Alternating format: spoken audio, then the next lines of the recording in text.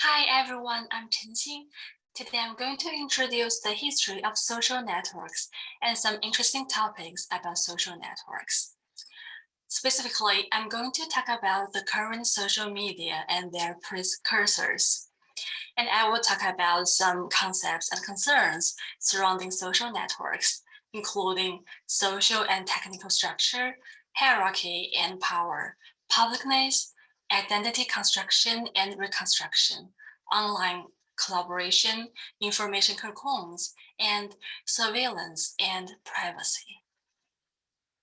Well, Chance introduced the ARPANET last week. He perceived the ARPANET as the old boys club. Today, let's have a look at an alternate of the ARPANET, the Usenet, which is the precursor of social media.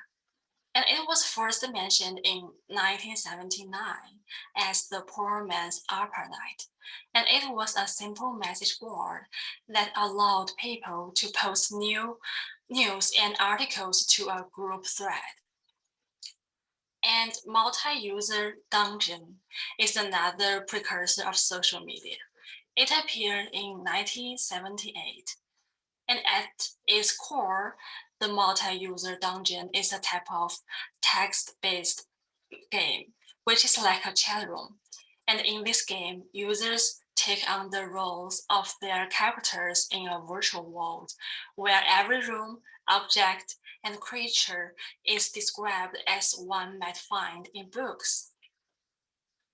And the bulletin board system, also known as BBS, was first invented in 1979 and only supported access within the local area network, where users can use a modem and home computer or terminal to dial in to a mainframe computer and perform a number of functions, just as Barlow described in his chapter.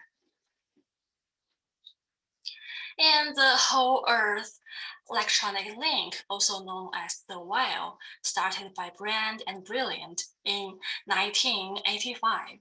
The WHALE grew into a small but devoted and influential community of users. It had over 2,500 members as of June 2012. And as Barlow said, the WHALE's discussions may have been the activity that led to the form of much of what happens on the internet today. But like most of other BBS, the WHALE was not able to keep up with the changing internet culture or to grow apace with the startling expansion of World Wide Web usage since the 1990s. Well, though the blogs really based on what the BBS were doing all through the 1980s. It wasn't until 1995 that the first of what came to be known as blogs appeared. And as Barlow described in his chapter, taking advantage of new possibilities for creating individual web pages on the World Wide Web, people began to use these web pages to present their own thoughts on a variety of issues. Some set up simply as personal journals and others relating to specific topics. These pages soon came to be called weblogs, which later become blog, as what we know today. And according to Mortensen and workers' work, as users put thoughts into words in the blogs, it blurs the boundaries between writing and publishing as these user-created contents become directly available to public and private audiences. Well, Facebook was made public in 2008 after its successful application at Harvard since 2004. And the global monthly active user population quickly grew into nearly 2.8 billion in 2020. And Facebook has become a major social network site where users can use profile to construct identities for themselves and others in an environment equally visible to peers and authorities, according to Beam and Boyd's article. And also, as a well-known social network platform, Twitter was first introduced in 2006 and had more than 300 million active users by 2018. And on Twitter, users can post conversational macroblogs and build social networks through the relationships of following, which is a form of subscription to others' Twitter messages. While the involving social networks also arose many discussions. Now I will talk about some of the major concepts involved. And the first one is social and technical structures. Well, the concept is composed of two parts.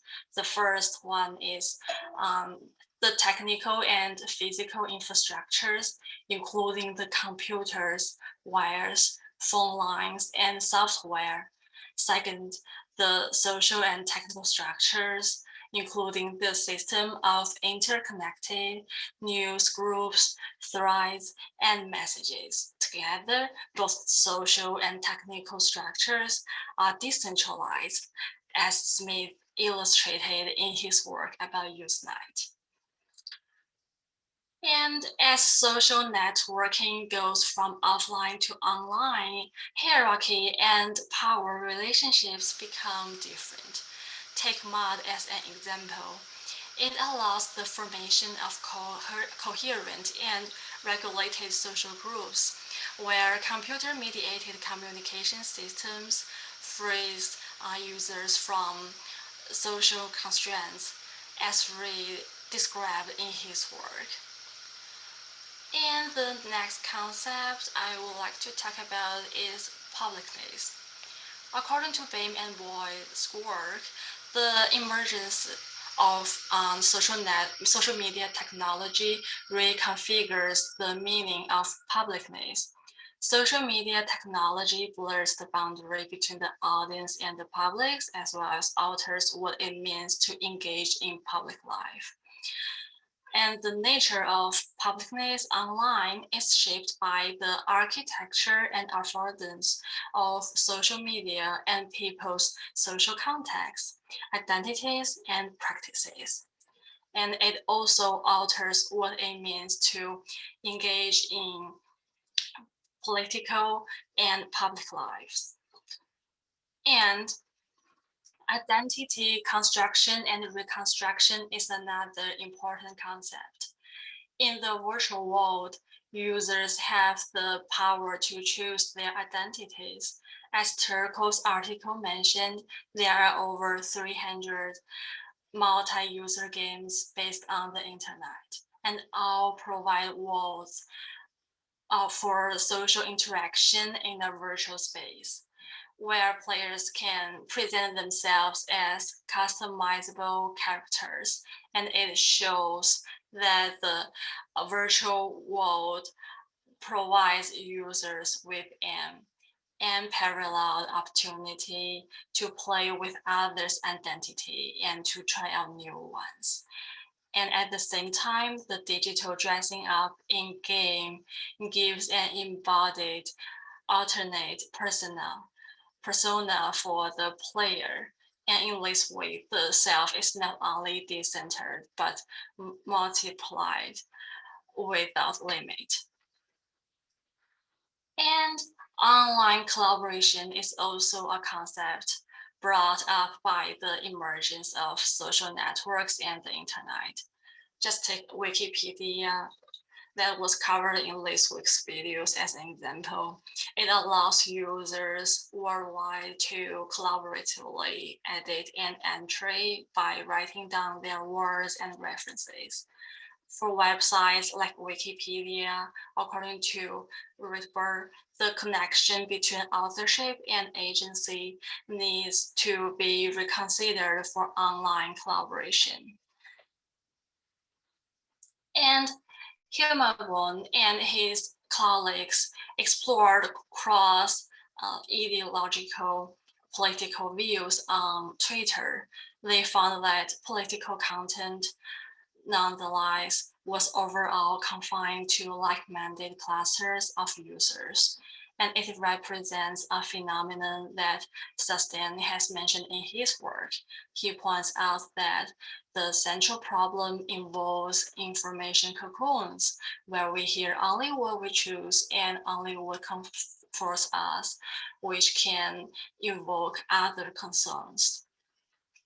And although social networks bring many opportunities, they also bring some concerns, including surveillance and privacy.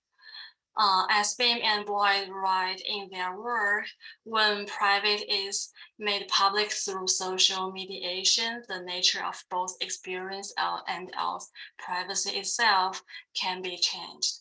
And Stanfield and his colleagues talk about the trade-off between capital benefits and privacy. Sometimes the capital benefits are gained at the expense of personal privacy.